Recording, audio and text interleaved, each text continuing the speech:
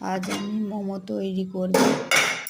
এই মোমোটা সম্পূর্ণ আমি বিট দিয়ে তৈরি করেছি, মানে বিটের মোমো। এর আগে কখনোই আমি বিট দিয়ে মোমো তৈরি করি না, এই ফার্স্ট বিটের মোমো তৈরি করলাম। আর মোমোটা এতটাই সুন্দর কালার এসেছিলো, একদম বিটের কালার এসেছিলো, খুবই সুন্দর। আর এখানে আমি একসঙ্গে একটু স্যুপও বসিয়ে দিয়েছি। এখানে হচ্ছে স্যুপটা আমি করছি, চিকেন আছে স্যুপের মধ্যে, চিকেন, গাজর, এই দিয়ে আমি এই স্যুপটা করছি। আর একটা ডিম দিয়ে আমি এই স্যুপটা তৈরি করছি। মানে স্যুপটা আমি মোমো যখন সেদ্ধ করি তখনই স্যুপটা নিচে বসিয়ে দিয়েছিলাম মোমোর সাথে সাথে।